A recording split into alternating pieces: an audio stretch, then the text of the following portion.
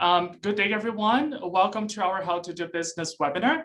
I am Moses Ferreira, your host for today, and Market Intelligence Specialist at the Saskatchewan Trade and Export Partnership. We joined forces with the Brazil-Canada Chamber of Commerce to put this session together, and they brought a great lineup of panelists to comment on relevant aspects of the Brazilian economy. I'd like to inform you all that this session is being recorded and will be available along with the slides and contact information of our panelists through a message that will be sent to all attendees after the live event. We will have a moment at the end to address questions from the audience, so please type your questions in our Q&A section at any time during the presentations. Before we move forward, I'd like to give a reminder to all our staff members online. We're starting a brand new fiscal year tomorrow, April 1st, which means new funding allocations, trade missions, information events like this one, and more hours of market intelligence service. As a member of the MI team, I must say, don't hesitate to reach out in case you have any market research needs. If you are a company operating in Saskatchewan, but not a staff member yet, and you are interested in learning more about us, you're more than welcome to say so by replying to our post-event message. We'll make sure to get in touch with you. And now let's dive into our agenda today. I'd like to invite the CEO of the Brazil-Canada Chamber of Commerce, Ms. Carolina Albernaz, to say a few words and present our speakers for today. Carolina, the floor is yours.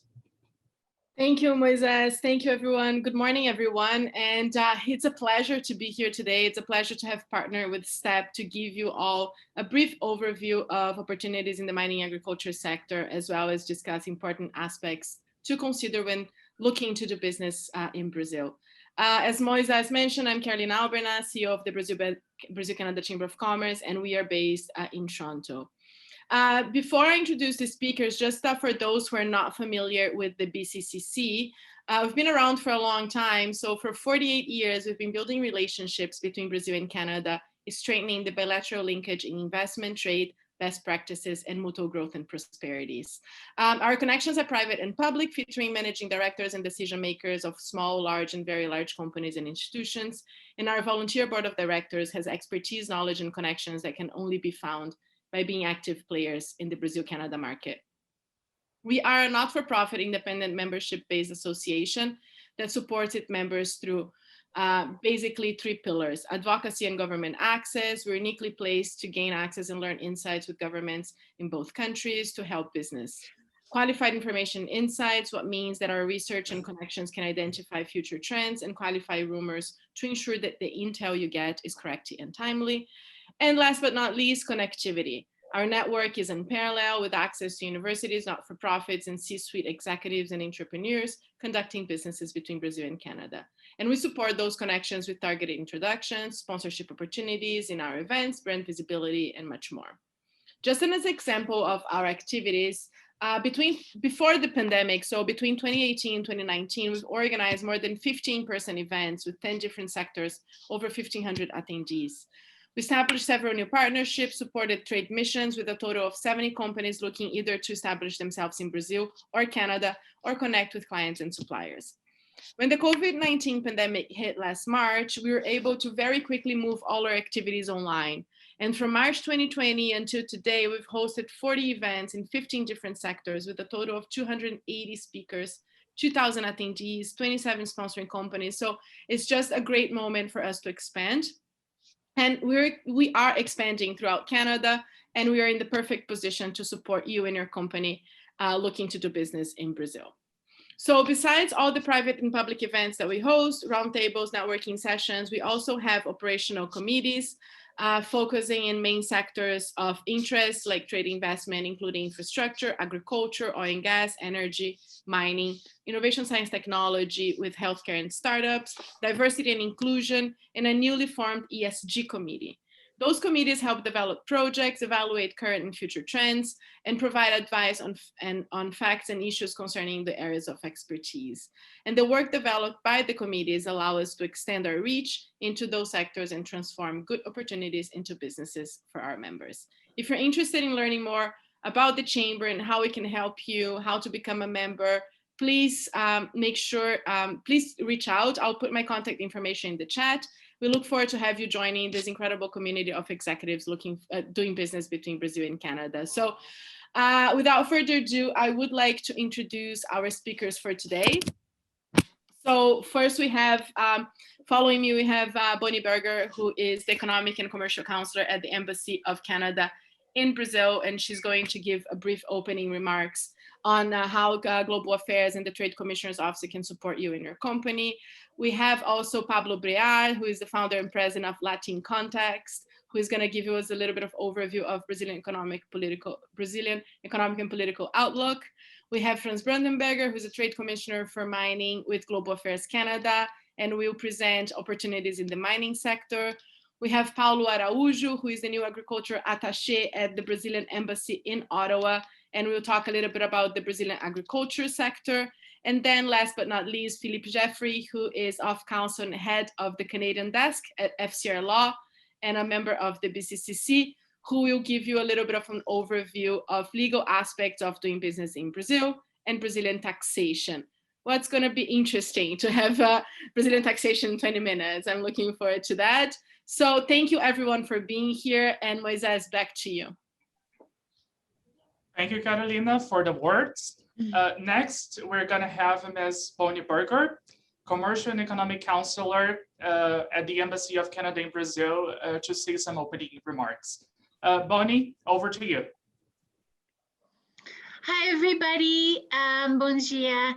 So my name is Bonny Berger, and I am actually a prairie girl, not quite from Saskatchewan. I'm from Manitoba, so we get it.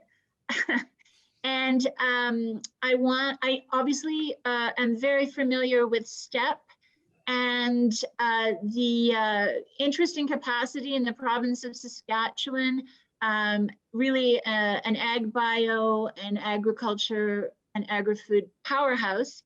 So I'm thrilled to be here. And what I just wanted to let you know is basically how we can support you here in Brazil. We have a platform of posts. I'm at the Canadian Embassy in Brasilia, the capital.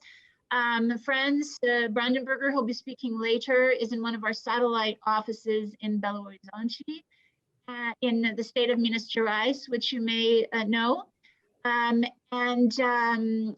Also, we have offices in Sao Paulo, Rio, Porto Alegre, and Recife. In the embassy in Brazil, we take care of all agriculture and agri-food related people and clients from Canada, and the Trade Commissioner Service, for those of you who are familiar with us, we will help you out in terms of promotion of exports, in terms of troubleshooting, problem solving to help you along with market access matters on the innovation side, and we cover the policy in agriculture in all sectors across the country.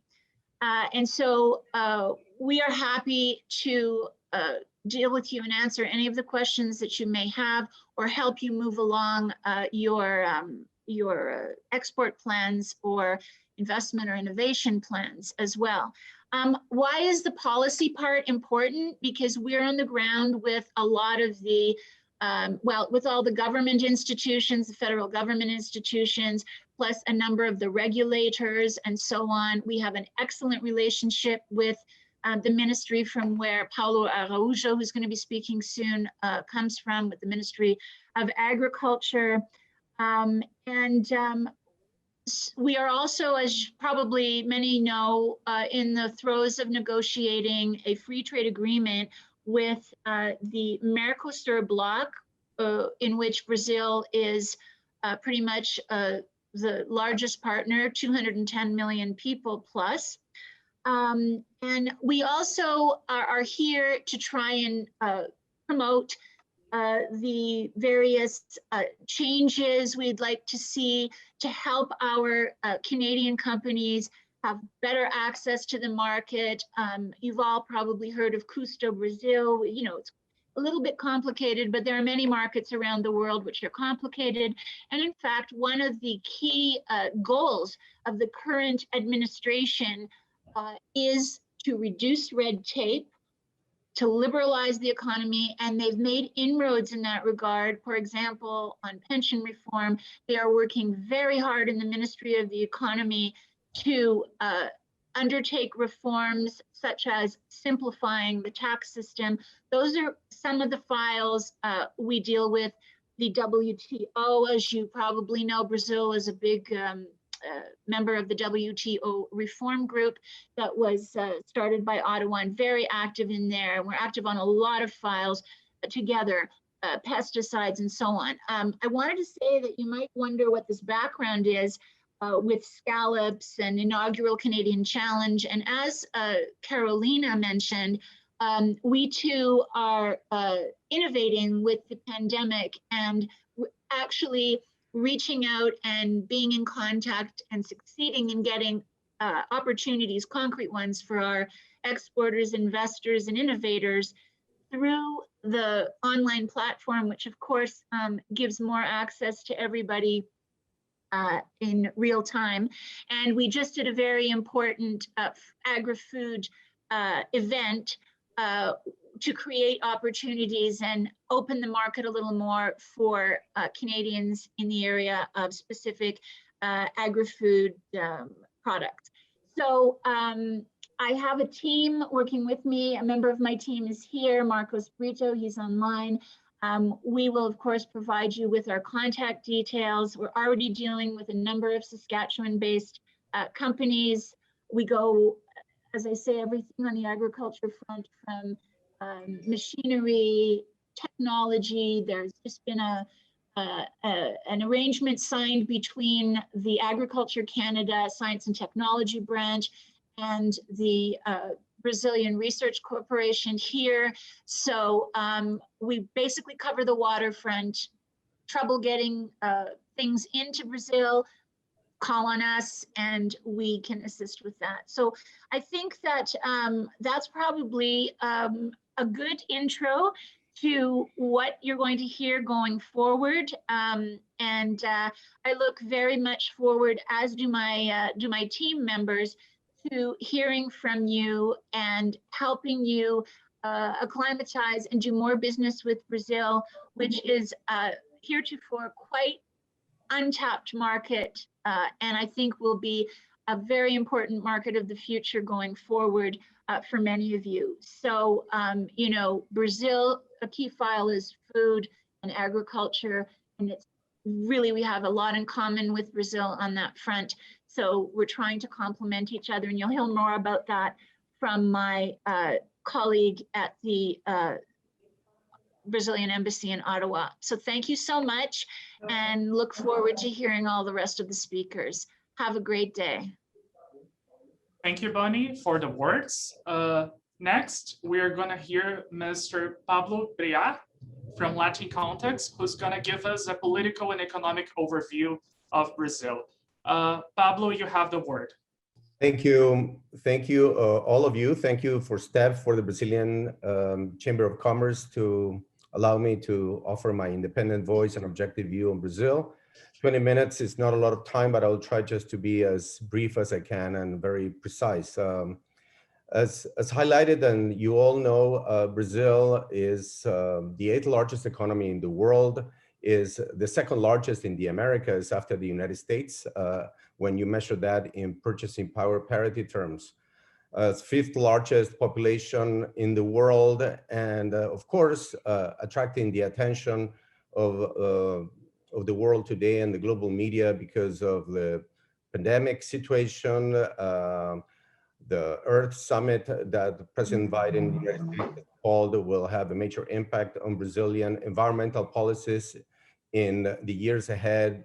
A lot of relevant events the country is undergoing this year, 2nd year of the pandemic.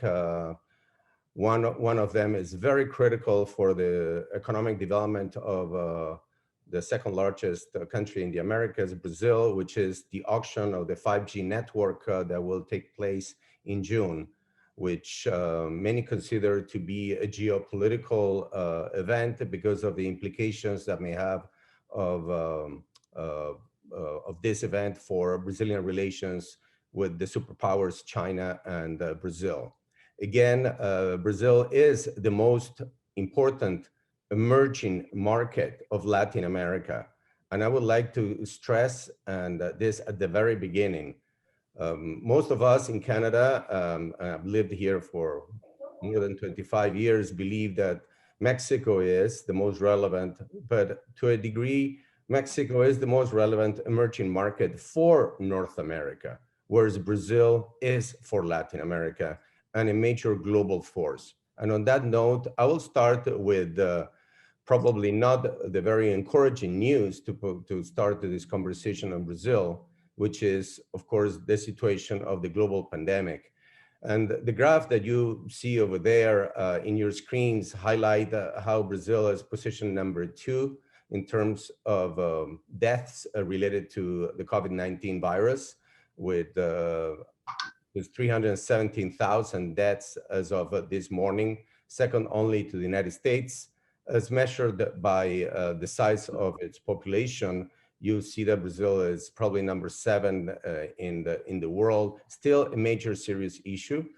It is perceived that the pandemic was mishandled by the administration of President Bolsonaro during the first 12 months of the pandemic, but there seems to be serious changes of policy positions towards this. And chief of this is the vaccination rollout and plans that Brazil, probably most of you are aware in Brazil, and many of you in Canada are not, that Brazil will produce its own vaccines.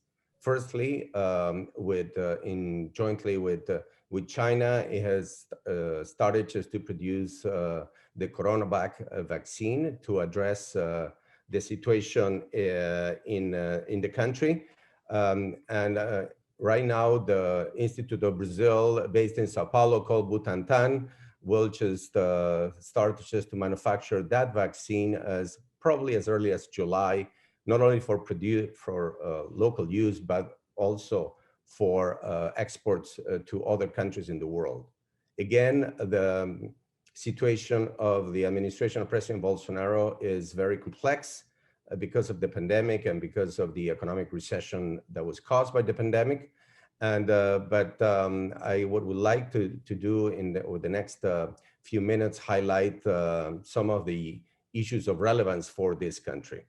To me, it's very important to highlight how geopolitical issues will affect the position of Brazil in the world in relations with North America, and particularly the need to recalibrate the foreign policy of this strong economic power in South America, Brazil, towards both the United States and China. Canada, of course, will be influenced by this, and actually we all know that because of the probably somewhat difficulties that we have had lately with the relations with China, they're just like a precedent of what may happen over time, in this regard.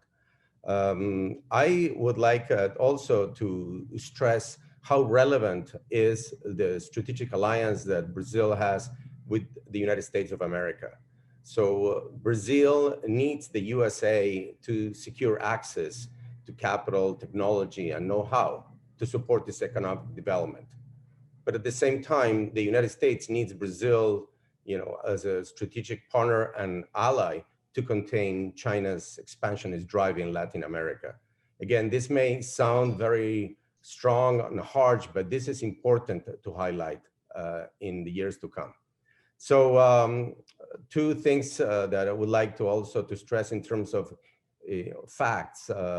During the recent economic recession caused by the pandemic, the United States approved a $60 billion US, again, $60 billion US foreign exchange swap line, with Brazil, highlighting the financial interdependence that both countries have.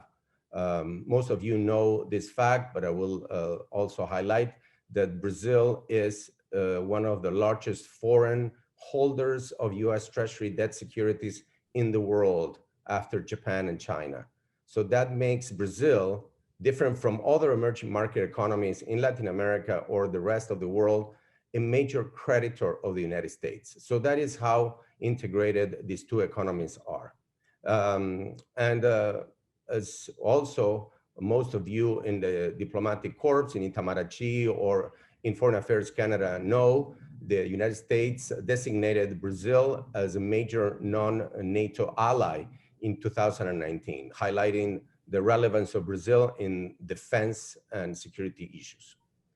Now, let me quickly start by commenting on the economic outlook of the two largest superpowers and how it's affecting the economic outlook of Brazil, and particularly on the commodity market side. China, as the graph highlights, have been growing steadily over the last decade, averaging 7.6% per year. And it has been, as every other economy, affected, by the global pandemic and the severe disruption of the supply chain and trade flows. But as you can see from the expectations that the global economic analysts and the marketplace have today, the largest economy in the world, China, is estimated to grow by 8% this year and a bit slower in the next year. So that strong growth has also had a major impact on commodity prices in all fronts. And as graph highlights, that's the cumulative price increase of a selected group of commodity prices over the last 5 years. And at the very top, you have both copper and crude oil. And most of those gains in these two commodities have occurred over the last 12 to 18 months. And that is because this both copper and crude oils are commodities connected, with the global economic cycle. In other words, markets, both financial markets and commodities, have anticipated the strong recovery, that the largest two economies in the world, both China and the US, are experiencing following the pandemic. Now, it is very important also to stress that not every country is affected by international trade dynamics in the same way. This quick comparison of the structure of the economies of US, Brazil, Canada, and Mexico highlight how international trade is relevant for each of those economies. And in terms of total exports of goods and services, as you can see, Mexico, Canada is way more dependent on international trade to generate economic activity and contribute to GDP growth. When adding imports, and that's what we economists call, the total trade intensity index, you've seen how Brazil really, it's more similar to the US economic structure. Again, I pause here to stress how relevant the domestic economy is to the United States. Give or take, plus or minus, consumption in the United States accounts for close to 70% of its GDP, of its economy. Whereas in our country, in Canada, and our partner in Mexico, total trade, it's more relevant for generating economic activity. Clearly, maintaining a balanced trade is critical, for both economies to avoid macroeconomic distortions. But that is important because when we talk about trade, and the relation between North America and Brazil, we tend to think that it is as relevant as Canada or Mexico, but it's not. In fact, two-way trade in the United States with Brazil, and again, look at what I'm going to say, two-way trade flows are less than the total amount of foreign direct investment that the United States have accumulated in Brazil. So Brazil is a magnet of foreign direct investment for countries such as the United States. So, and I would like to highlight that, that would be a strong potential for Canada. I understand that the objective of this seminar is more on the trade side, but it's a country that, given the size of its economy, it's literally the stage of underdevelopment in multiple sectors, the need for infrastructure, boost, it's a magnet for foreign direct investment. That is why the current administration in power, is very much dedicated just to boost a privatization plan to attract foreign investment in multiple sectors of the economy. Of course, foreign investment and trade have a bit of an interdependence, but I want to stress this again. Brazil is a major emerging market economy in the world who is attracting the attention of foreign direct investors, big, large corporations in the United States, in Europe, in Asia, and in Brazil's economic growth and potential. Now, going back to the US, we are very familiar about the situation of our largest partner here. Massive, stimulus package put together by the previous administration in the United States, plus the addition of what the Biden-Harris administration is doing on the fiscal stimulus front. As you all know, $1.9 trillion in direct pandemic response, plus a potential $3 to $5 trillion in infrastructure development. That is a major fiscal push for the United States recovery. Of course, with a very strong help of the central bank, that is the Federal Reserve Board, by keeping interest rates at zero in nominal terms and at negative territory in real terms, has created this strong recovery in the United States. And all of that is very important because we benefit in Canada because of this, of our interdependence in terms of trade. And of course, Brazil benefits, as an emerging market economy in need of capital because of the direct impact of the Fed policy on global interest rates. So quickly going to Brazil per se, very complex situation, but I would say that is a promising outlook, contrary to what many people may think. This is, again, the largest emerging market economy in the Americas, in need of massive foreign investment to develop the infrastructure in the digital era, in terms of boost connectivity, with the foreign trade sector that remains well underdeveloped, a lot of potential there, but it's both, it's trade, it's investment, it's integration to the world economy, and also, of course, the aspirations that Brazil has to be a global force in foreign policy. So I'm going to talk quickly about the economics in terms of the fiscal, the debt, the inflation situation, and growth prospects. And also quickly highlight that if you have noticed, the new generation and myself as a father, of 3 millennials, the new generation is very much focused on environmental issues. So climate change is real. The foreign investment portfolios are focusing on that. Governments are adjusting policies towards protecting the environment. The deforestation situation that we've seen in Brazil, properly explained or not properly explained, will be, on the agenda. And as you may have noticed, the European Union has used, the probably not so welcome environmental policies of the present administration, to delay the ratification of the trade agreement. So again, environmental issues are real, are affecting capital flows, investment decisions, and more importantly, how the next generation consume and do business. In terms of growth for Brazil, I believe that the growth prospects have improved, instead of not. The strong economic rebound in the US and China, largest partners, the synchronized fiscal and monetary stimulus in the United States, the steady recovery in commodity prices, all of those are just factors affecting an improved outlook for the Brazilian economy. Of course, as you've seen in the graph, the Brazilian economy has not grown rapidly over the last decade because of sometimes political mismanagement, erratic fiscal or erratic fiscal policies, and of course, the gyrations of emerging market financial markets.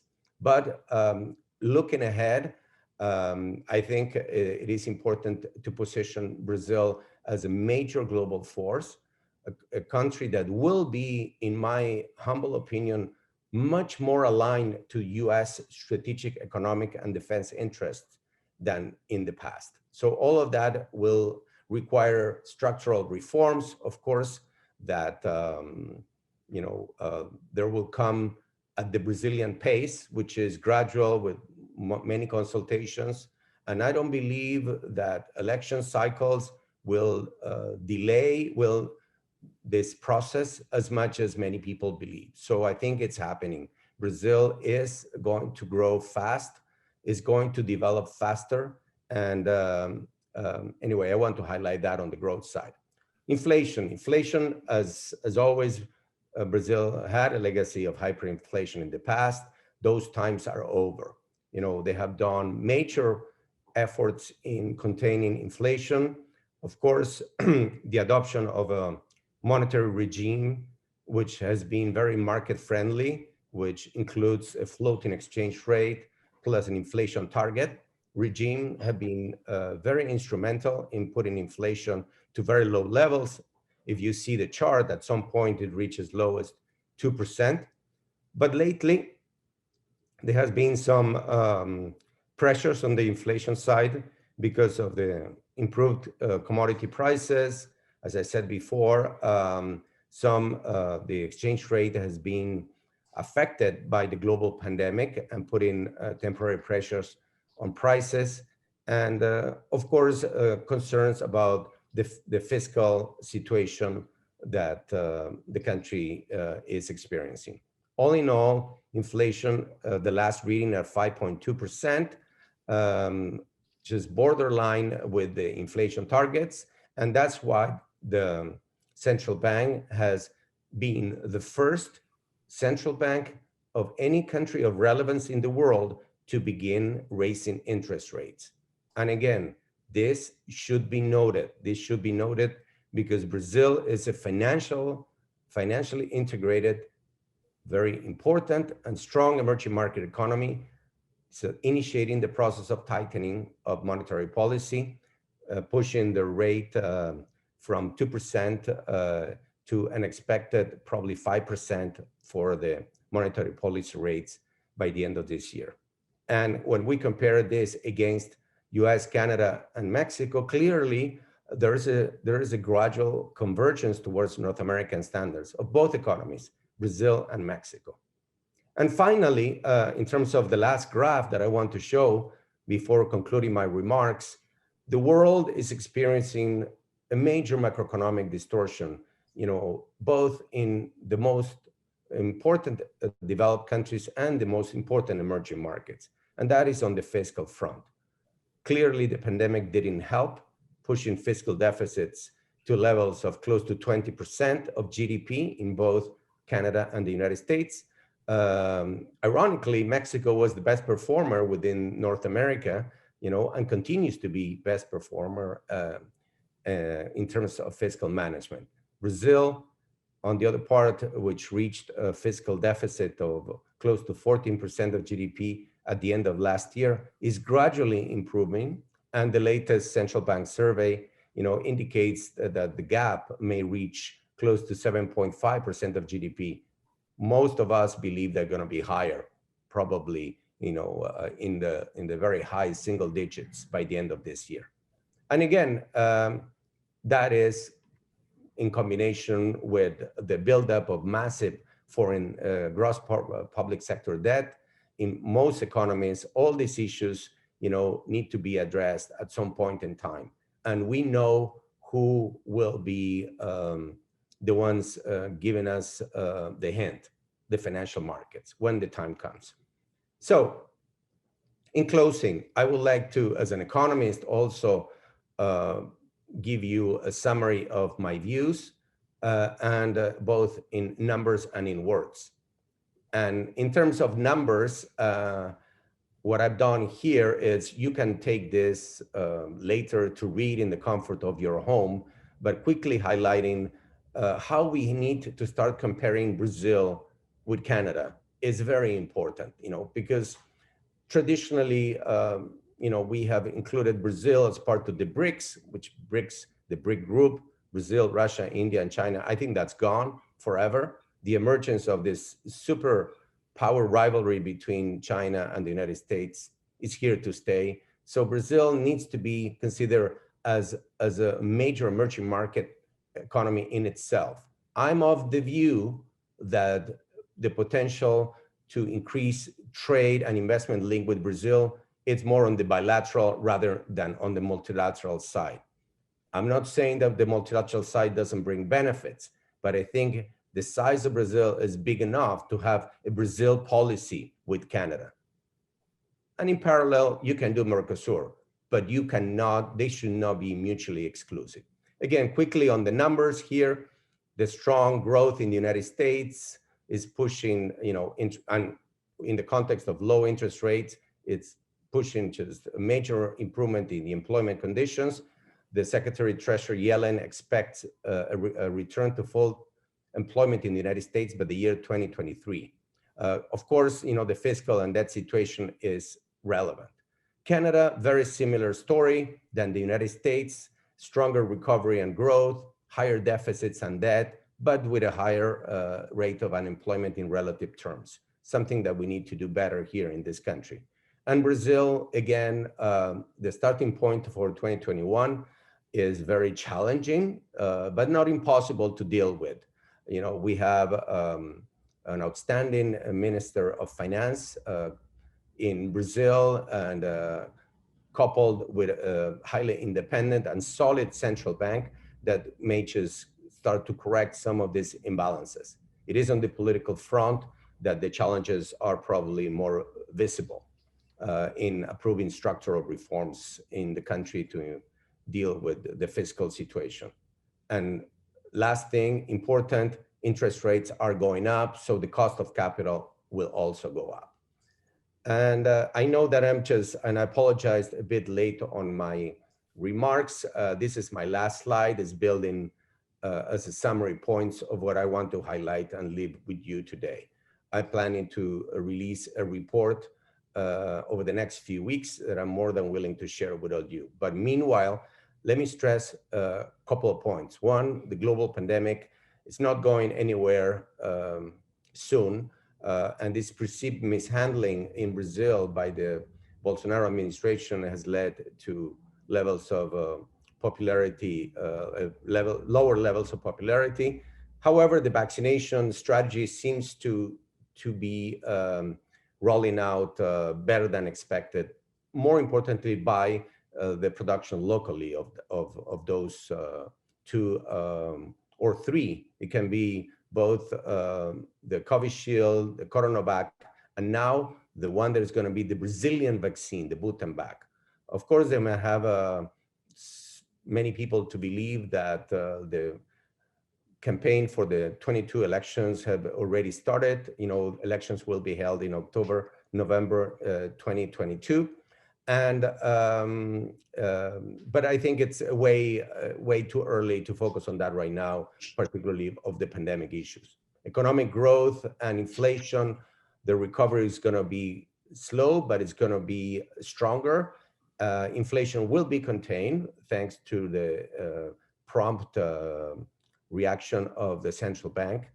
And the situation of the fiscal deficits and debt that I highlight in my remarks, of course, will be here to stay for a longer period.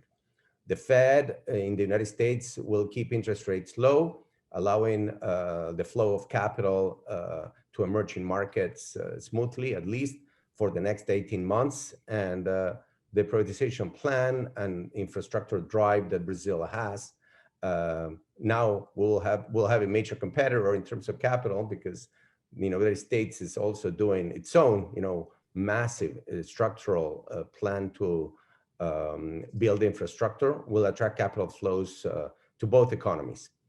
In the geopolitical side, very important to highlight, Venezuela is and will continue to be the most important foreign policy priority for the United States. And I highlight the United States, I don't highlight the Biden-Harris administration. The resolution of the Venezuelan crisis, needs to be taken seriously, and Brazil cannot be immune from participating in the resolution. All major economies in the world, including Canada and Brazil and Mexico, will have to play its role. And Mercosur, I think I'll keep it as a dysfunctional commentary. I think Brazil deserves more trade and investment links directly with major countries in the world, including Canada. And what can I say about China and the US? Many believe that the new Cold War has started.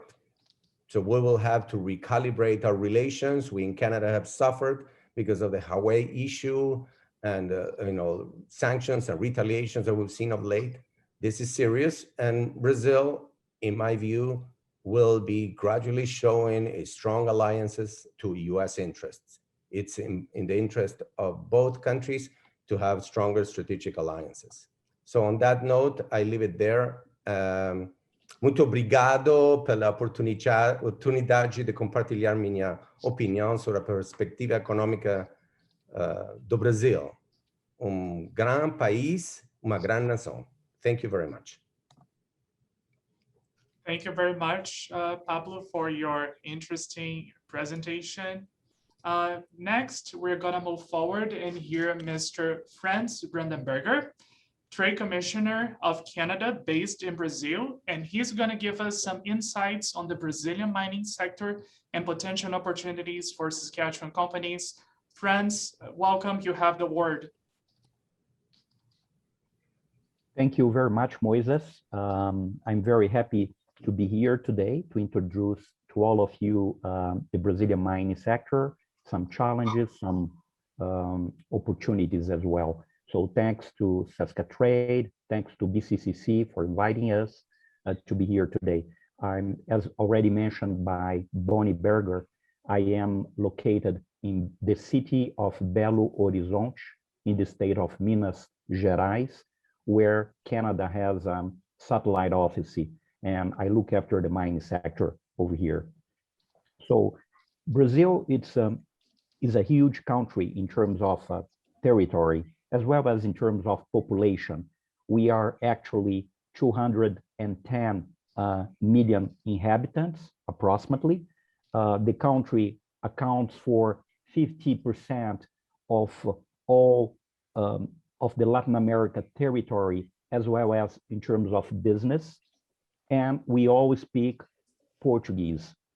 210 million people speaking Portuguese, despite the fact that we are surrounded by Spanish countries. So mining has been an important economic activity in Brazil since the 17th century. And even nowadays, this is an important activity that generates a lot of jobs, well-paid salaries, and that promotes development in remote areas where there is no other source of revenue. This is very important. So mining is a natural sector in Canada and Brazil due to our great geological diversity. Both countries are as well important players, mineral players in the world, and sometimes sharing the same concerns and opportunities. Could you step back one slide, please? Thank you.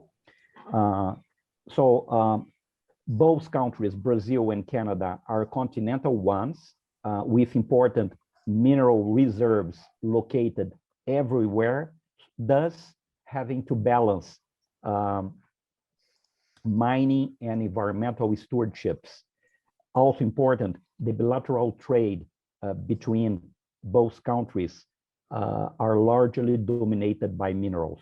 Last year, Brazil exported a lot of gold to Canada, and Canada exported a lot of potash to Brazil, just to mention a few ones. As well, the two countries have First Nation communities as stakeholders. They have also undertaken mining reforms in the past to become more competitive, to preserve the environment, and to avoid new catastrophes, such as the ones happened in Mount Paulo, British Columbia, and in Mariana in 2015, and in Brumadinho in 2019, both locations in Brazil. Next slide, please. So I would like to give you an overview of the Brazilian mining sector. Please keep in mind that we have mining operations in this country in less than 5% of the Brazilian territory. Also, we don't mine in aboriginal lands, we don't mine in national parks, we don't mine in borderlands, nor in sensitive areas determined by the Brazilian government. So far, Brazil produced approximately 1 billion tons through over 9,400 mines under concession in 2020, reaching a mineral production of approximately 38 billion last year. I'm talking about American dollars, or approximately 4.2 of the country's gross domestic production, when including oil and gas. Although the pandemic of last year, we had an increase of over 36% when compared with the country's total mineral production in 2019. Could you step back one slide, please? Yes, thank you. I have to say as well that mine operations have been classified as an essential activity by the Brazilian federal government. So we didn't stop mining activities in this country last year. Of course, we had some logistic problems to overcome, but generally speaking, the mine sector went very well overall. The main exploited mineral was iron ore, mainly done in the states of Minas Gerais and Pará. These are the two most important mining hubs in Brazil. The sector generated last year over 180,000 direct jobs and more than 2 million undirected ones. Next slide, please. So Brazil is definitely a rich country in terms of mineral resources, which includes over 17 different metallic, non-metallic, and energetic minerals.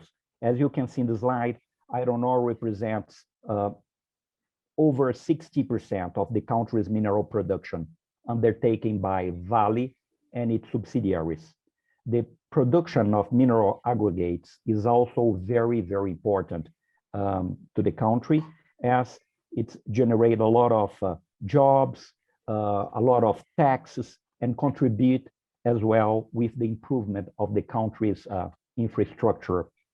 Also interesting to mention that Brazil ranks first in the world for niobium, second for iron ore, third for graphite and vermiculite, for instance, fourth for vanadium, fifth for bauxite, and sixth for manganese, and seventh for kaolin.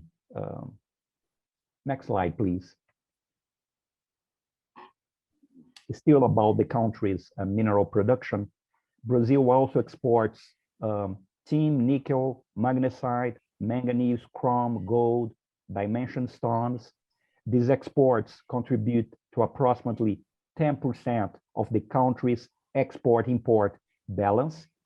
However, the country needs to import copper, sulfur, phosphate, diatomite, and zinc.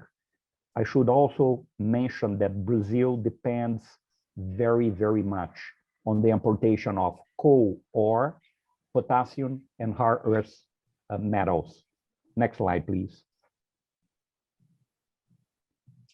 Without any doubt, I should say that mining continues to be one of the most attractive sectors for Canadian companies in Brazil, thanks to the combination of rich exploration opportunities in this country and an extremely well-organized mining industry in Canada. Some of the largest mining players in Canada are in Brazil, comes from Canada. We do have in this country over 50 mining firms active in exploration, equipment, and services. These Canadian companies already doing business in Brazil have invested over 4 billion American dollars in the past 5 years. I want to highlight as well the fact that Canada firms do over 70% of Brazil's gold production and 100% of the country's vanadium production. Canada is also very active in Brazil in terms of sharing of best innovative practices. Just as an example, the Brazilian Mining Institute signed in September 2019 an MOU with the Mining Association of Canada in order to adopt in this country the towards sustainable mining principles developed by the Mining Association of Canada. This initiative was aimed to improve environmental and social practices in the Brazilian mining industry. Next slide, please. Just a little bit about the participation of major companies in Brazil. The Brazilian mining sector is characterized as being dominated by a very small number of large mining companies that position the country as one of the most important mineral player around the world. Although the fact that we have over 9,400 mines under concession in Brazil, very few of them, and I am talking about 150 mining companies approximately, are major ones and producing up to 1 million tons annually in the past year. Note as well that just the giant mining company Vale and its subsidiaries accounted for almost 60% of the country's mineral output of last year.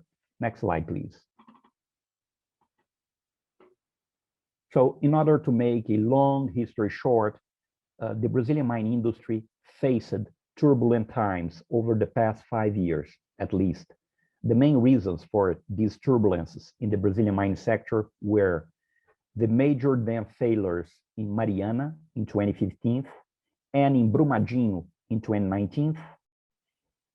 I would say a poor infrastructure and high energy and labor costs in Brazil, a burdensome and complex taxation system we do have over here, a slow licensing and approval processes, the recent implementation of a new legal framework for the Brazilian mining sector that took place in 2017 only, after years and years of discussions, and more recently because of COVID-19 pandemic of last year and yet this year, I would say. So as a result of all these turbulences, the Brazilian mineral sector lost almost half of its value since 2011, failing from 50 billion to 24 billion American dollars in 2016.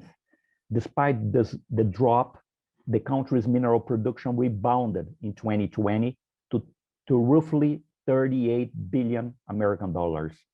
Although these challenges, as well as the COVID-19 pandemic that hit drastically the sector last year, the extractive industry remains a key sector for the Brazilian economy, accounting for approximately 4.2% of the country's gross domestic production, including oil and gas. Next slide, please. Just to talk a little bit about Industry 4.0 in the mining sector, and I mean innovation, automatization, robotization, artificial intelligence, and so on. Brazil aims to attract new investments to increase innovation and the application of automatized solutions in the mining industry in order to enhance diversification, to protect the environment, and to bring mining operations more secure and profitable at the same time. We still have a lot of challenges ahead of us, mainly because of the recent dam collapses in Mariana and Brumadinho, as well as because of the COVID-19 pandemic of last year. All of them have highlighted new challenges to mining operations in Brazil, such as the banning of all upstream dams in a very short period of time, and the strengthening of environmental laws and policies. To face all these new challenges, a fast track to implement Industry 4.0 in the Brazilian mining sector is already a reality. Key mining companies operating in this country are adapting their mining operations quickly and in order to increase productivity, make mining operations more profitable, and mitigate environmental impacts. Next, please.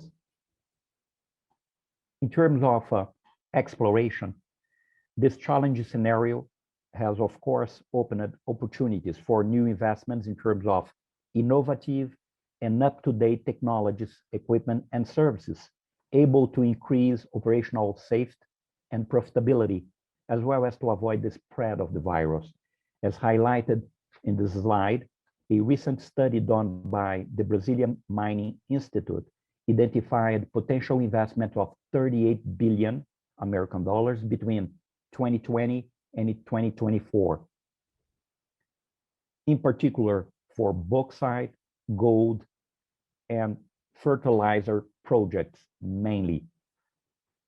When I was preparing this presentation, I just saw in the local press that the giant company Vale will be investing alone 2.3 billion American dollars to set up 4 filtration plants in Brazil. It's also interesting to mention that we are going to have very soon a third public auction done by the Mining Regulatory Agency in order to release at least 2,700 new mineral concessions available all over the country. According to this Mining Regulatory Agency, we have approximately 50,000 mineral properties to be released to the market in the next coming years. If you are interested in those auctions, please check at the agency webpage, anm.gov.br, to get further details on that bidding process. So to close this slide, and although the existence of some constraints in the Brazilian mining sector, such as the heavy bureaucracy, the ban of upstream dams, the slowness in mineral licensing process, and so on, I have to say that private mining companies operating in Brazil are still planning to make massive investments in their country operations in order to increase productivity and profitability. Next slide, please. So in terms of equipment, Brazil is home to a large number of equipment manufacturers. They are 7,500 approximately, supplying the Brazilian market an estimated 19 billion American dollars in 2019. I'm sorry about that, but I couldn't get the figures for 2020. So despite being a robust and very competitive market, the mining sector imported roughly 1 billion American dollars in 2019 in heavy equipment for sorting, screening, separating, washing, crushing, grading, mixing minerals, airborne survey system, and spare parts, such as diamond tools, core bits, drill rods, casting shoes, and drill rigs. Of course, the intensification of automation, the use of robotics, artificial intelligence, and integrated systems in the mining sector are fundamental to increase productivity and make mining operations more profitable. Although the complex taxation system and high tax burden imposed on important equipment, the Brazilian mining industry is in search of new technologies such as big data analytics, artificial intelligence, virtual reality solutions, remote control systems, real-time monitoring and plant automatized systems, digital twin solutions, disruptive technologies, and image analysis systems, all to make mining safer and more productive. As well, the Brazilian mining industry is searching for innovative solutions to mitigate environmental impacts. So far, all Canadian companies offering solutions such as dry stacking, dewatering, greenhouse gas emissions reduction, and the rational usage of water, renewable energy sources, a more efficient energy storage system, and technologies to mitigate dust and noise may find some opportunities in the Brazilian mining sector. Next slide, please. In terms of services in the mining sector, license and approval process are overly bureaucratic in Brazil, in particular after the major dam failures in 2015 and 2019 that resulted in strengthening of environmental laws and policies.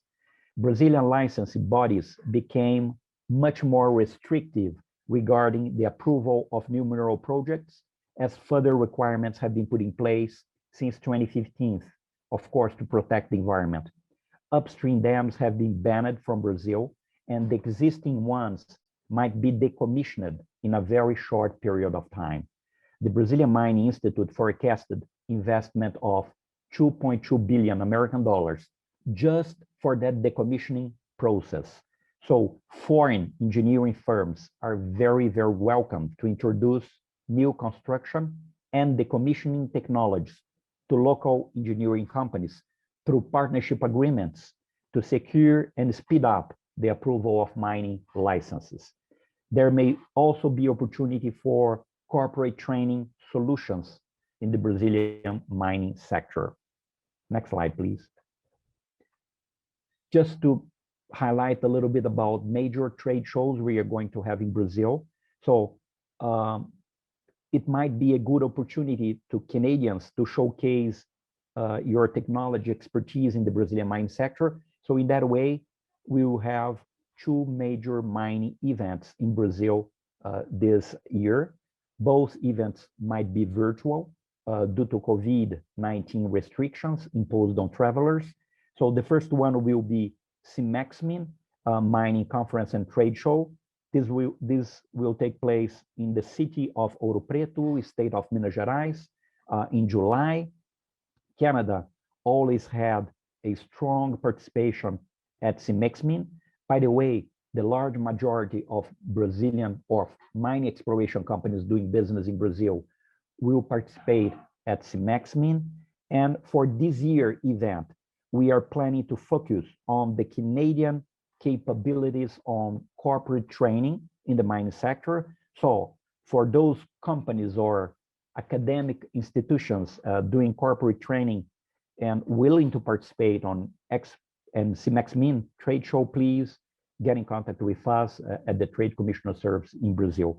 The second event I would like to share with you is Excise Tax, far the largest mining trade show in Brazil and one of the most important in Latin America, that take place in September in Belo Horizonte, state of Minas Gerais.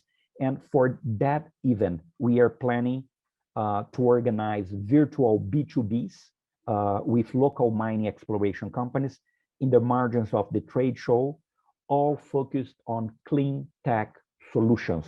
So please contact our Commissioner Service in Brazil if you want to participate at Excise Tax trade show in Brazil this year.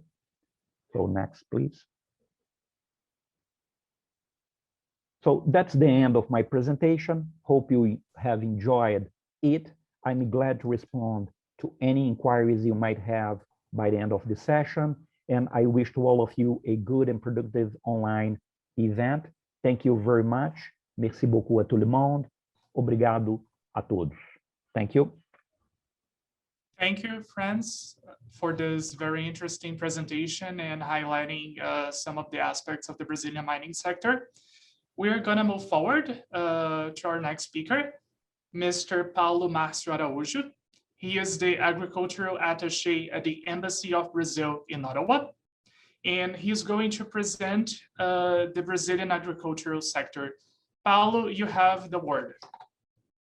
Good morning, everybody. Can you see? Oh, yeah, I'm showing you up there. Can you see me? Can you hear me? All right. Yes. Well, first of all, thank you. I'd like to thank Moises and Carolina for inviting me to this event.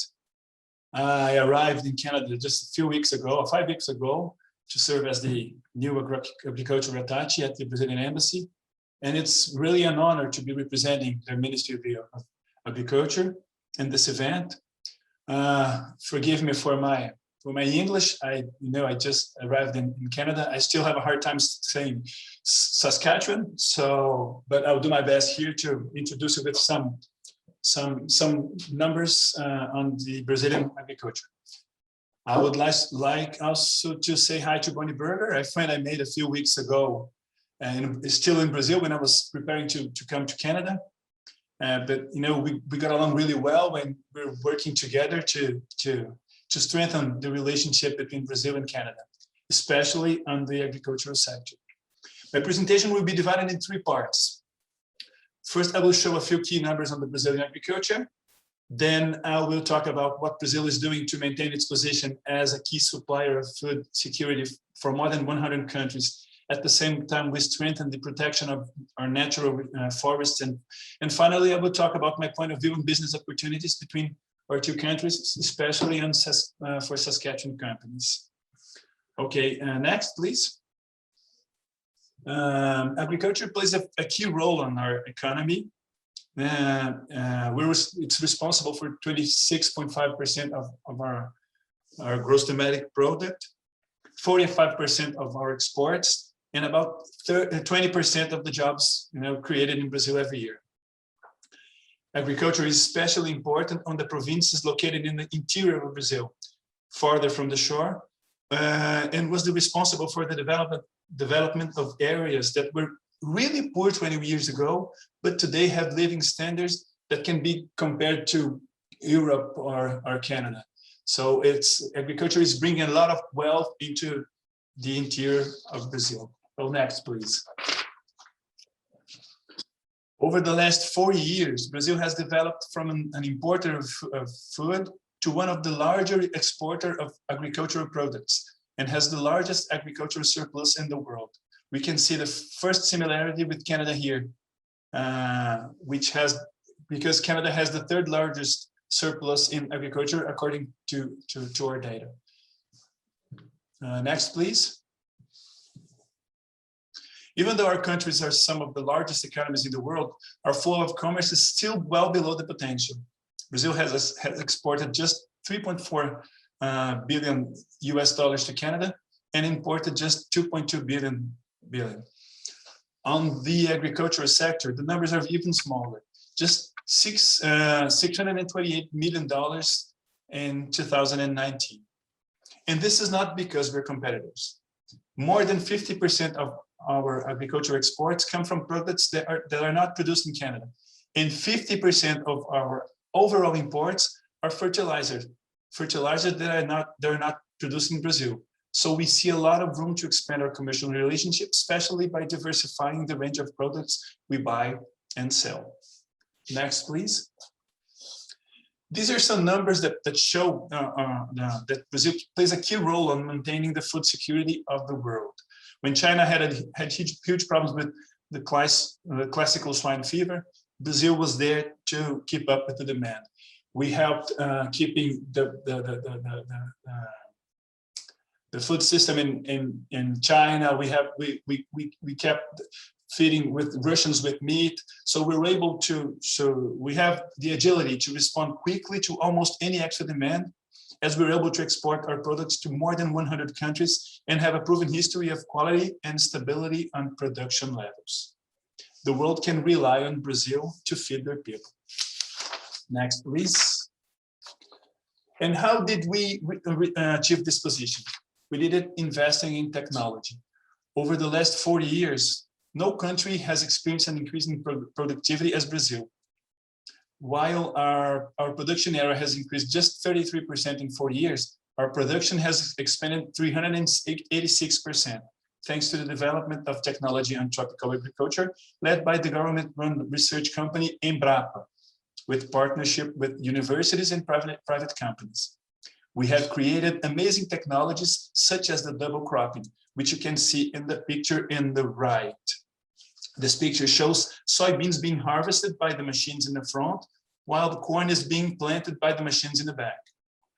Nowadays, we already have some areas that are being harvested 3 times in a year. This slide shows, oh, the next, please. Okay, this slide shows the growing adoption of modern technologies on cattle production, which has saved 20 million hectares of land over the last 30 years. This area has been converted either to agriculture or to reforestation. Next, please. So today we have a wide range of low-cost technologies that developed in Brazil to help farmers increase their productivity, preserving the quality of soil, and reducing production costs. In 2012, after years of debate between farmers and ecologists, the Brazilian Congress approved the Forestry Code that's considered one of the most advanced in the world. As a general rule, every farmer owner must preserve at least 20% of his property. If the land is in the Amazon region, the preservation rate goes up to 80%. And there are additional rules on keeping the forest along the rivers that cross the properties. Next, please. So this slide shows a panorama of the land use in Brazil. We're very proud of feeding the world using only 30% of our territory. Two-thirds of this territory still have its natural coverage, and we are committed to keeping those forests and recovering the areas that need to be recovered. The Forestry Code has created a number of incentives for landowners that for any reason don't have 20% of their land preserved to recover the areas, such as tax breaks and low-rate loans. It's important to note that the area of native vegetation preserved within Brazil, rural properties, equals to the entire territory of the Western Europe. Next, please. Okay, these days we're seeing a new revolution happening in Brazil. We relied on technology as a key factor for our productivity growth, but until a few years ago, the adoption of technology in agriculture was expensive, a privilege for the few large producers of soy, cotton, and sugarcane.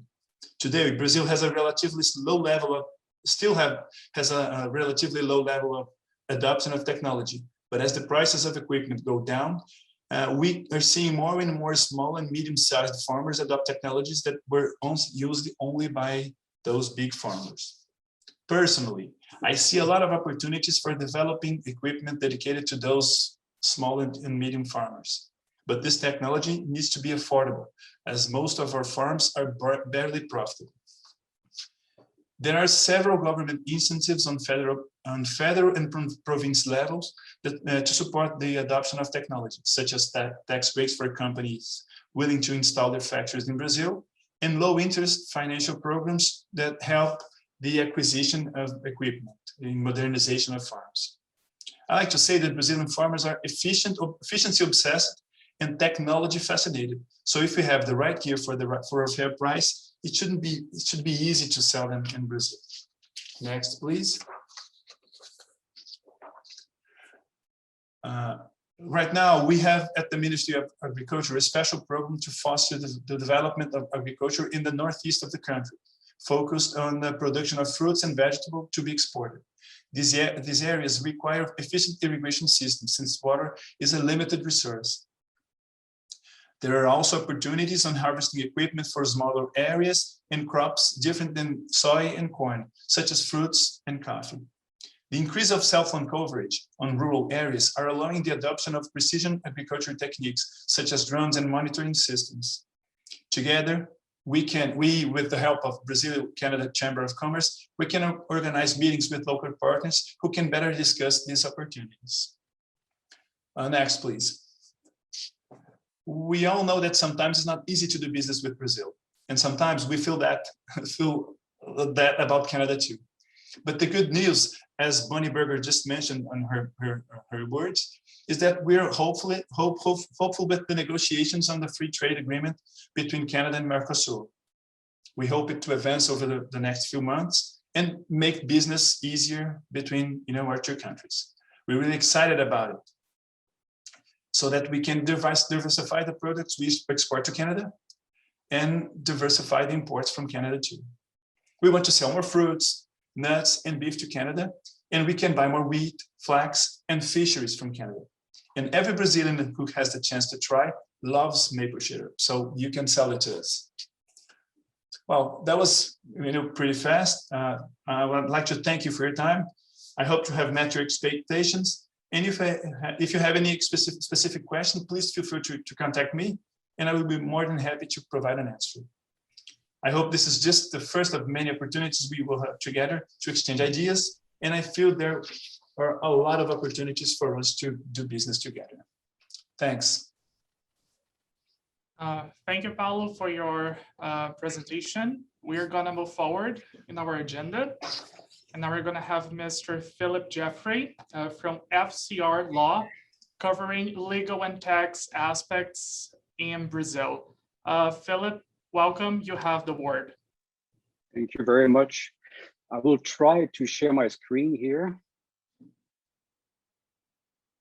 Well, first of all, I would like to thank the Saskatchewan Trade and Export Partnership and also the BCCC, with who we've been working for many years already. Actually, it's the first opportunity that I have to talk with a public that is pretty much 100% located in Saskatchewan. So I'm quite delighted for that. So Carol has mentioned when she made the introduction that actually my 15-minute times will be quite challenging to discuss about the taxation in Brazil, but I will try to make it as simple as possible. And what I've tried to do is to pinpoint what is important for a Canadian company when they start looking at Brazil, at least from a Brazilian tax standpoint.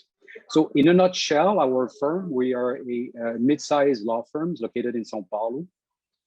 We specialize in tax, corporate law, and labor law, both from the advisory and from the litigation side. Myself, I'm responsible for the consulting side of the taxation, and I'm also the head of the Canadian desk. We are the only firm in Brazil that has a Canadian desk. So we serve many Canadian companies. We have a deep understanding of the reality of Canadian companies, and also from the Brazilian side. We are recognized by international organizations. This is quite nice because we managed to get those rankings based on the feedback of our clients. So this is a sign for us that we provide good services, and the company seems to be satisfied by working with us. Myself, a little bit of background. I'm originally from Quebec City. I've been working in Brazil now for the past 20 years. I work a big portion of my career for PwC, both in Canada and in Brazil, but mainly in Brazil. And 5 years ago, Eduardo Fleury, which is the main partner of the law firms, invited me to join FCR Law.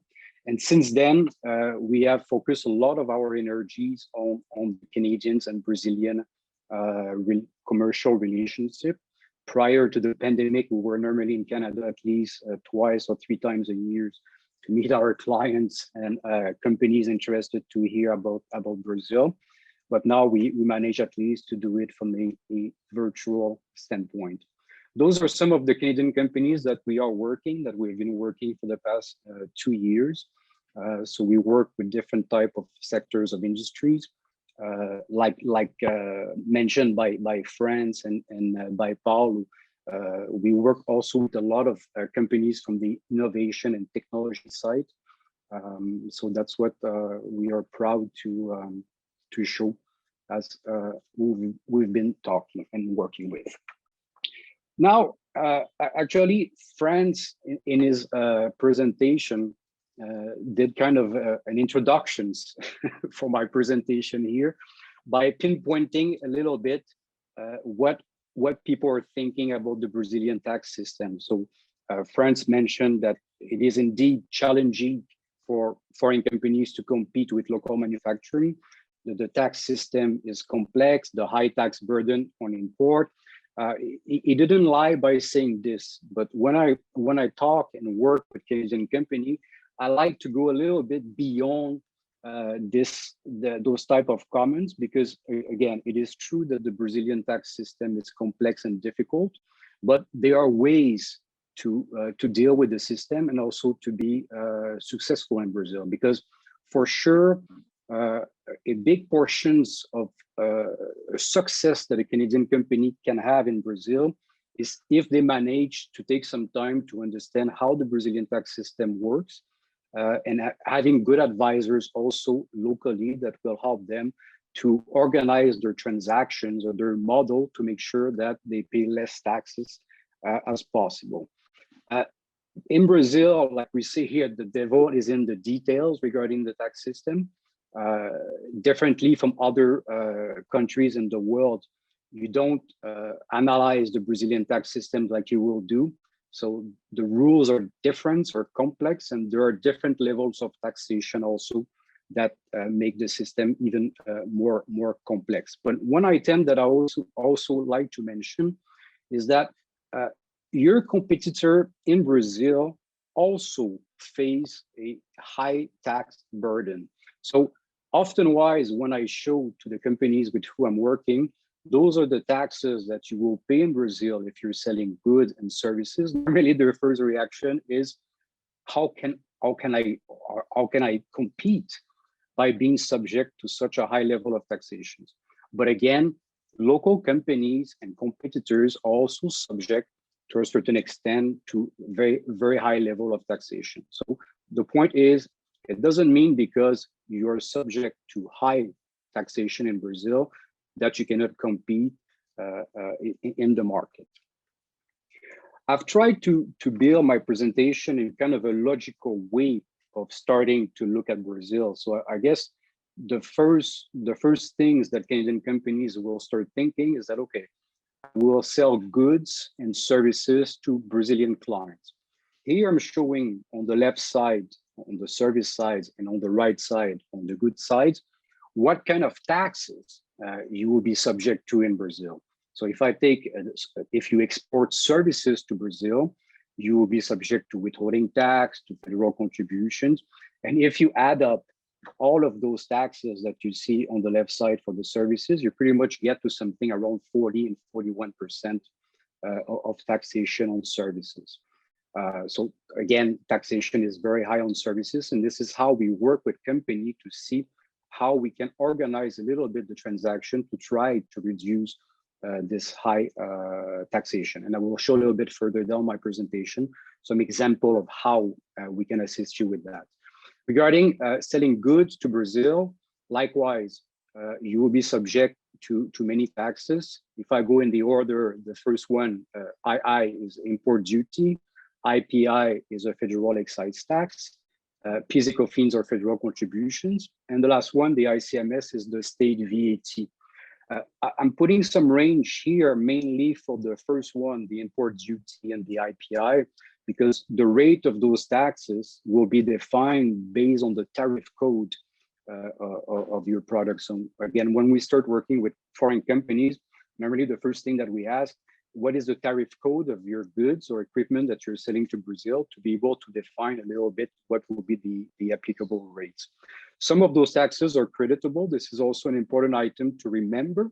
I will show some examples of how this is performed, but it doesn't mean that they are like, let's say like on the right side for goods, 30, 40, 50% of taxation.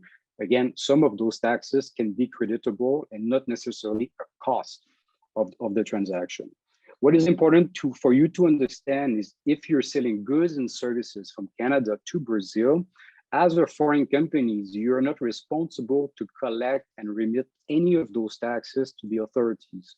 Who's got the tax obligations to withhold and remit the taxes to the authorities will be your Brazilian clients.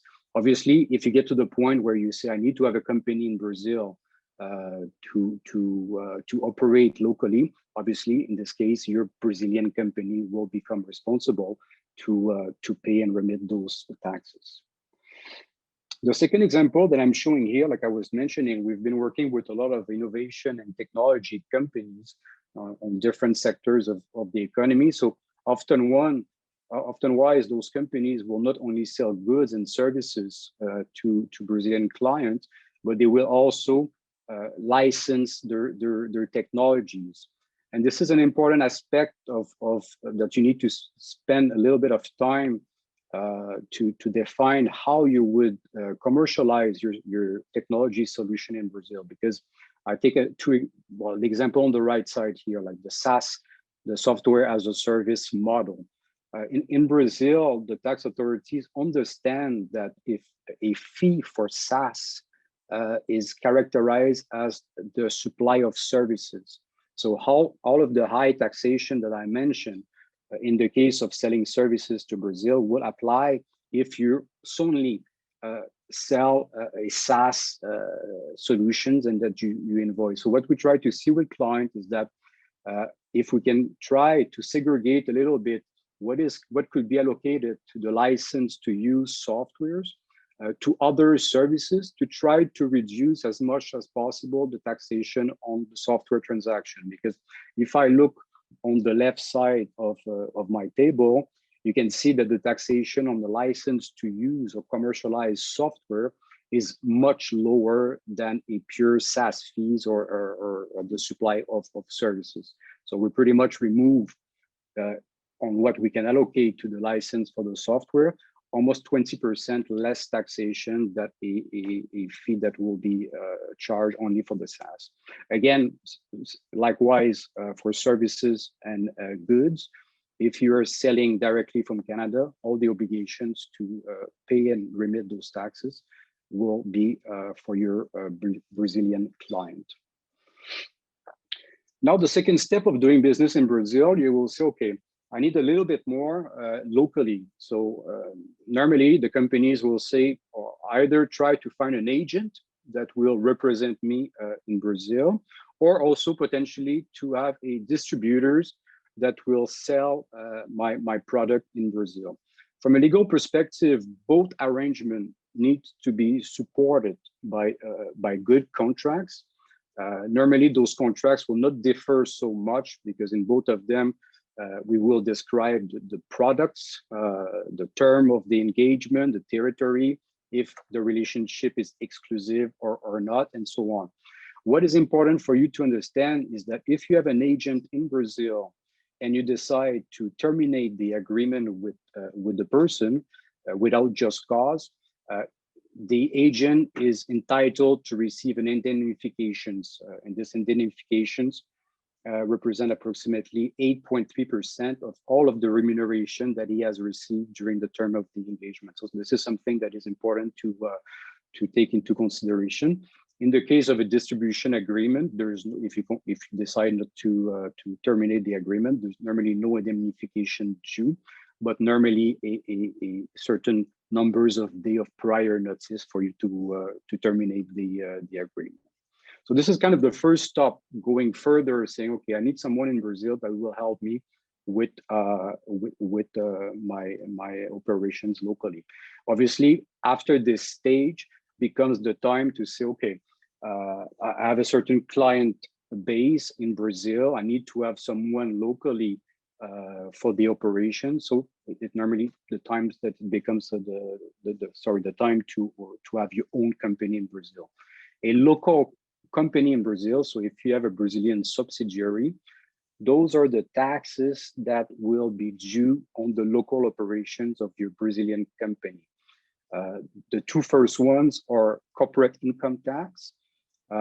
So if I look at the combined rate, the combined rate of corporate income tax in Brazil is 34%, which is the two first ones. Then a Brazilian company is subject to those physical fees that are federal contribution on their gross revenue. The rates will vary depending on the system that is used to calculate those taxes. IPI, like I was showing in the example of importing goods into Brazil, is a federal excise tax that is also due generally on local operations with good, and the ICMS, which is the state VAT that is due on the sales of goods in Brazil. The last one is a municipal service tax called ISS. So depending of the type of operation that you have in Brazil, if you are a pure service provider, as an example, obviously, normally you will not be subject to IPI and ICMS and vice versa. So if you're pure goods retailers or manufacturers in Brazil, normally you will not be subject to the municipal service tax. So this is kind of an overview. The time is very short, but in my, before I get to the example of how we can assist you, often wise when a Canadian companies or foreign company takes the decision to open a company in Brazil, normally they will have the idea that is extremely difficult to repatriate whatever you are investing in Brazil. So this is normally kind of a fear, saying that, well, I'm going to put money in my Brazilian operations, and I'm afraid that it will be extremely difficult for me to repatriate this money back to the Canadian company. This is not true. This is not true, because if you take the decision to open your own company in Brazil, you will need to register the company properly with the authorities. And once this is done, there are no restriction whatsoever to repatriate money back to Canada. And this could take the nature of a payment of a dividend. Capital reduction, if you have invested equity in Brazil, can also be repatriated. And the two other items are different transactions, but one thing that is important, and I will show this a little bit in my other example, is that probably the only thing that is not taxable in Brazil is, for the time being, is the payment of dividends. So once that you have paid in Brazil all of the applicable taxes on your operations, any profit left in the Brazilian company can be paid out to the Canadian parent company without taxation in Brazil. So this is also something that is important for you to keep in mind.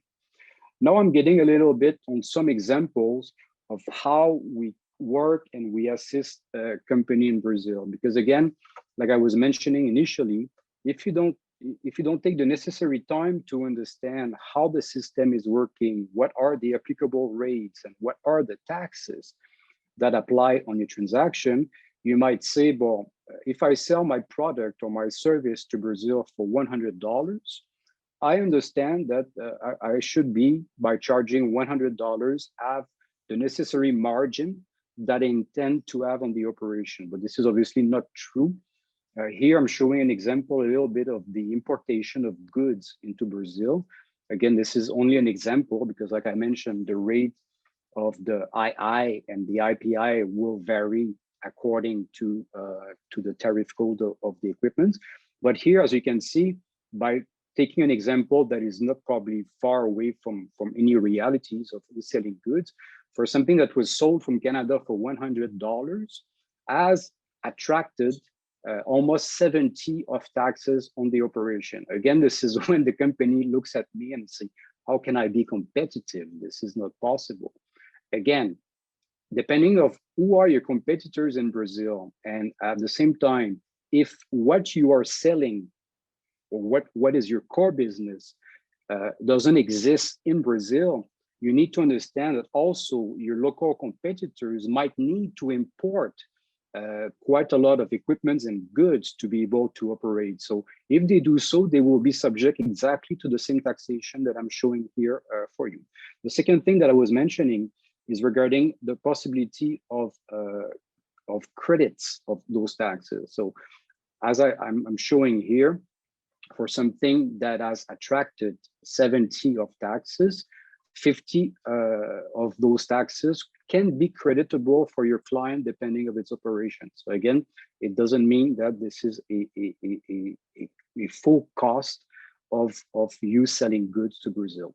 On the right side, what I'm showing is that if someone once has purchased your goods, resell those goods in the local market. So the resale transaction, and this could be either your Brazilian subsidiary that is importing and reselling locally, or also, as an example, if you hired a distributor that will import and resell the goods in the local market. So again, some of those taxes that I mentioned for the import are also applicable on the resale transaction. This is when the effect of the credit will take place. But again, if you did not do proper homework on the taxation applicable on your transaction, something that was imported for 100, and then I put obviously some operational costs and the margin on the resale transaction locally. But the bottom line is that something that was imported for 100 is resold to your client in Brazil for 251. So this is quite a big difference. And again, if you're not aware of that, you will have major issues in Brazil. The table's a little bit small here, and I'm sorry a little bit for that, but this is how we've been working with let's say like innovations and technology companies from Canada, because those companies can have a mix of transactions. So they can indeed sell equipment to Brazil. They will need to provide the technologies to the Brazilian clients, and also they will most likely supply some services to their Brazilian clients. So when this is the case, we need to look at the big pictures to have an idea first of what is the applicable taxes. And here I'm showing an example that everything is sold directly from Canada to your client in Brazil. There's no resale transaction in the local market. Everything comes from abroad and is sold to the clients. So first we need to see, again, what is the applicable taxation on the goods, the software, and the services. And then once we know this, we need to work together with you guys to see, okay, what can be first, where is the highest taxation on the transaction? Here, obviously, like I said initially, the highest taxation will most likely be on the import of the services side. So we need to work together to say what can be allocated to the goods, to the softwares, and to the service. Because normally companies have a certain flexibility a little bit to allocate the value of what they're selling to their clients in Brazil between goods, software, and services. So this is important to have a big pictures again of what will be the applicable taxation and how we can allocate the values between the different portions of the transaction to try to reduce to a maximum the level of taxation in Brazil. The last one that I'm showing here is pretty much the same, but this is an example of one client from Canada that we've been working with them, where we identified that potentially, obviously the equipment will need to come from Canada or from abroad. The IP is in Canada, so there's no way they will need to license their technologies from Canada to the Brazilian clients, at least at the initial portion of the operations. But we also analyze with them, well, could you have someone in Brazil that will have, let's say, a low cost on your operation that could provide the services that you first intend to provide from the Canadian companies? And the answer was yes. They say yes, we can hire someone that will provide some of the services. So what we have here simulate with them is that instead of importing services from Canada, let's do the supply of the services locally from Brazil. And this has given them a much better result that if we were looking at what I was showing here, is if everything comes from abroad. And again, like I mentioned, once we have calculated the local tax, a portions of profits were left in the Brazilian company here. Lastly, and I'm going to conclude my short and I hope clear presentation with you guys. There is a tax treaty between Brazil and Canada. This is good news, and this is always good to have a certain international level of understanding. But the bottom line is that for a Canadian company, the tax treaty will not really reduce the applicable taxation in Brazil, because if I pay a dividend from Brazil to Canada, the dividend is not taxable in Brazil, and the other level of taxations are based on also on domestic rates. So this will not reduce the applicable taxation in Brazil, but potentially there's a clause in the treaty that is called a tax pairing clause. And what is that? Is a clause that was inserted by industrialized countries to, let's say, give a benefit to third world countries or countries that are not as industrialized. And they allowed their Canadian company that's having a transaction with a Brazilian company to claim potentially a tax credit in Canada for an amount higher than what is paid in Brazil. So if I take dividends, is not applicable here because there's no taxation on dividends.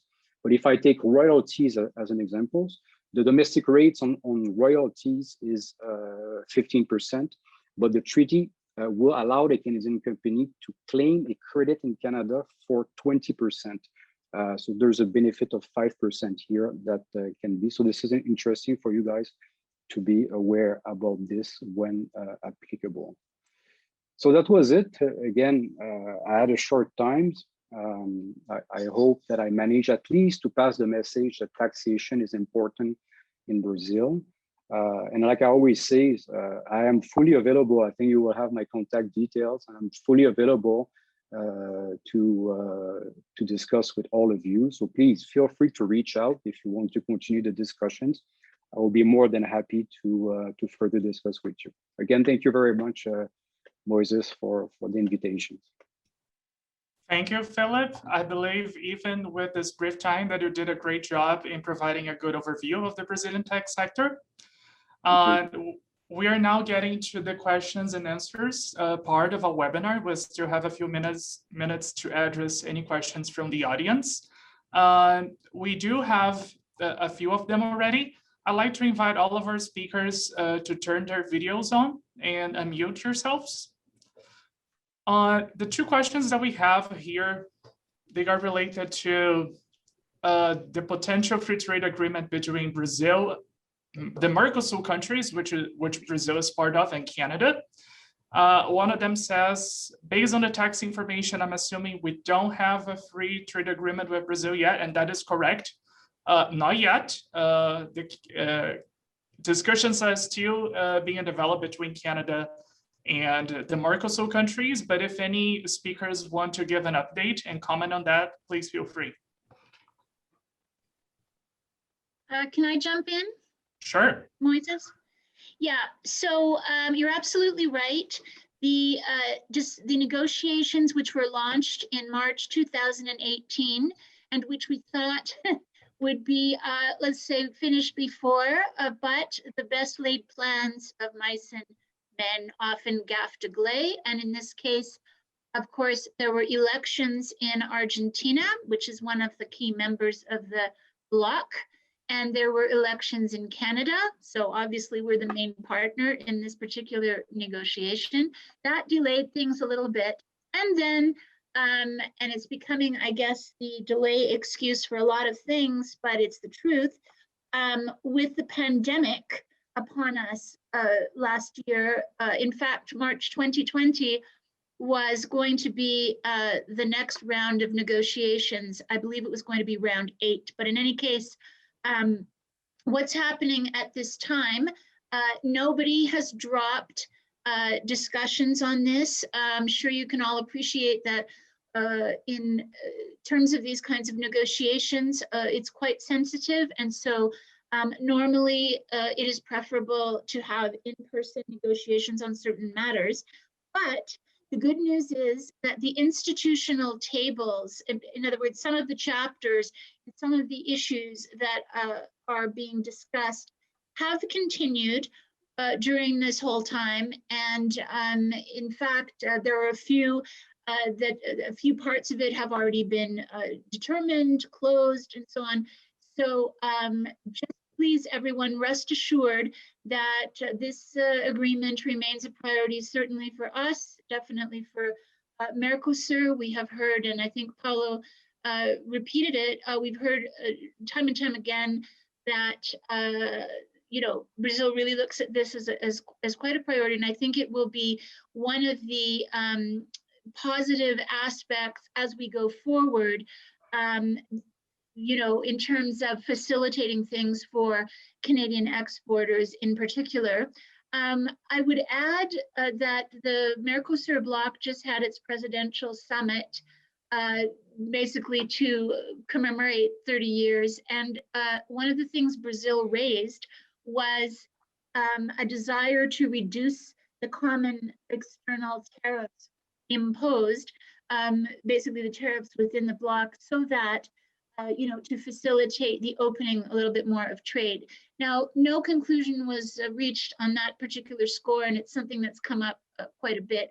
But all that to say that, as was mentioned earlier, the Minister of the Economy is quite liberally focused, and his advice to the President is about the need to reduce the red tape and implement the reforms and so on. And so part of this is feeding into the negotiations. We don't know when the negotiations will come to a close, but as I say, it is one of, let's say, 3 or 4 countries with which the Mercosur bloc is quite keen to conclude. So everybody is working very hard on it, certainly on the agriculture front, which is sensitive for any country.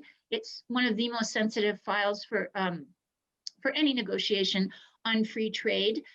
In the case of Canada, you will recall that on the Comprehensive European Agreement, new standards have been put in, such as environmental chapter and a focus on inclusivity. In other words, will everybody benefit from the rules and so on? So it's basically, our motto is basically, I like to call it CIA, comprehensive, inclusive, and ambitious. And obviously comprehensive, so it covers everything, inclusive, so that all different factions of both of our societies are able to benefit, and then ambitious, so that what is achieved is basically in the interest and benefits the players on both sides. So do stay tuned as we go. Creative ways are being figured out in order to find a way to have a sit down. But in any case, we're certainly, Canada is certainly on top of this particular file. And as I say, I think it will improve things once we get a little bit farther. Thank you, Bonny. We are behind our time, but I'll keep going for a few extra minutes. So if our attendees can keep connected, we're going to wrap up very soon. We have a follow-up question on the potential free trade agreement. One of our attendees is asking if agriculture machinery and equipment will be included in this free trade agreement.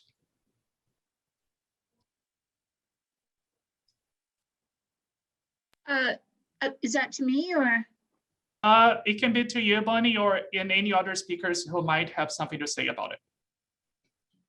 All right, well, I'll just say that there are a number of aspects being looked at, and it's, like I said, it's comprehensive. And so, if you're looking at some specific issues, it will be very, very useful for us if you provide that to us. Those questions help feed in. And so if you have a specific question on a specific thing, please feel free to go ahead and send it to me, and we will feed it into the negotiations and the negotiators, and try and get back to you with as comprehensive an answer as we can, given the sensitivity of all the items being negotiated. Thank you very much, Bonny.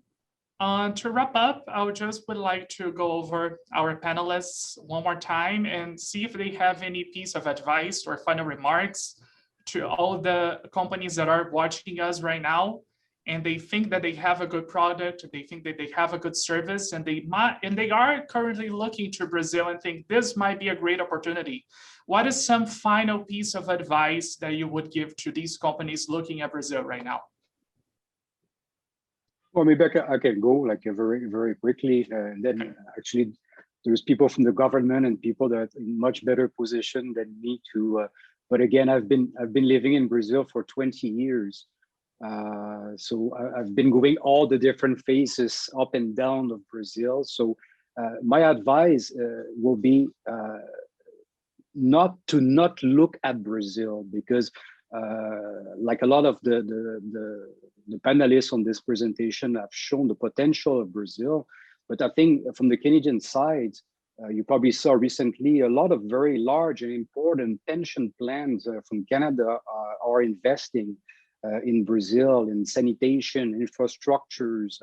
From ourselves, we've seen for the past 12 months, a lot of Canadian companies interested to look at Brazil, because, like, again, Brazil is in very important needs of innovations and technologies. And I think a lot of Canadian companies have the perfect match of innovation and technology, and also have a very important market. So even if what I mentioned to you guys about the complex and difficult tax system, this is one thing. And if you have good advisor in Brazil, they will help you to walk through this and find the best way to reduce that taxation. But when we go over this, we cannot overlook the importance of the Brazilian market and the size of the market. So obviously for Canadian companies, they first start looking at the United States, and after that potentially Europe and so on. But I think there's a lot of Canadian companies that they're over that stage, and this is the right moment to look at Brazil. So this is my 5 piece of advice, my 5 cents of if I may add, just before, like, again, I agree with Philippe, everything, like, there's a lot of opportunities in Brazil, but Brazil can be a complex country. So you don't do it alone. You have there's so much support system through Global Affairs Canada and the trade commissioners that are on the ground. Brazil, like, the government of Canada has trade commissioners all over the country that are specialized in helping Canadian companies to understand the market entry, to understand the details and how to access the market. What are the opportunities? Find reliable partners, advisors, lawyers that you can trust and that can help and be your eyes in the country. Rely on associations such as STEP, such as the BCCC, who can give you the support that you need to understand what are the specifics of every single market, and what are the regions that are more interesting for Brazil, like for you. Brazil is a huge country with, like, different regions, almost like a bunch of little countries inside a big one. So make sure that you know what you're dealing with, make sure that you have the right partners with you, that you have the right, that you connect with the trade commissioners, that you connect with the people on the ground, because if you do it right, there's a lot of opportunities, and there's a lot of opportunities to grow and to access, not even only Brazil, but then Latin America throughout Brazil. So don't be disencouraged by bureaucracy, red tapes, and what we read in the media. Brazil is a great country to do business with, and especially in agriculture and mining sectors. So these are kind of my little piece of advice. So to you guys. If I could add something else, sorry about that, Pablo. If I could add something else, please. I totally agree with the comments provided by Philippe, by Carolina. This is a very large, very big country. In the mining sector, we do have a lot of opportunities. It might be a challenging process, I understand, because of the barriers, because of the taxation, even because of the language. But I can tell you, even it will be very difficult to go into the market. I understand that. But as soon as you have established yourself here in Brazil, you have just in front of you a lot of opportunities, in special for innovation, automation, robotization. As I showed you in my presentation, mining is moving towards a digital 4.0 industry. It's quite new for Brazil. So Canada could bring a lot of expertise. Don't hesitate. If you believe you have a good product, contact us. We are here to help you guys, to facilitate your job over here, to put you in connection with the right people in Brazil. Please don't hesitate. If you believe you have a good product, just let us know, get in contact with us, and we are going to try to help you over here as best as you can. That's my advice. Thank you. Yes, if I can just add one thing, I was going just to stress something that Franz just really stressed very vividly. When he opened his remarks and said, we're 210 million people who speak Portuguese, it was interesting. And I would like to say a couple of things based on my past decades focused on understanding Latin America and Brazil in particularly, where I traveled extensively both for business and leisure. Brazil is a cultural journey. It's not a trade transaction. And again, a cultural journey requires taking time probably just to understand not only the language, but understand the cultural nuances, traveling. You know, the pandemic has stopped us from traveling, but we will soon travel again. And I think Brazil is a country that has embarked on a drive to transform its economic structures to adapt to the digital era. So I could not stress more what Franz said about the opportunity of Canadians to bring that value. So Canada is North America, but sometimes down south, you know, North America is only seen as the United States. It's up to us to show our strength. And there's a lot of strength on artificial intelligence, innovation. Myself, I have a son who's dedicated, you know, his studies recently to engineering robotics. That is the new generation, is cryptocurrencies, is AI, is automation, is robotics, all in all sectors of the economy. Brazil is open, is well beyond the Bolsonaro administration and his remarks, is well beyond Trudeau remarks and its remarks. I think Canada needs to be more present, you know, as in my view, as an investor.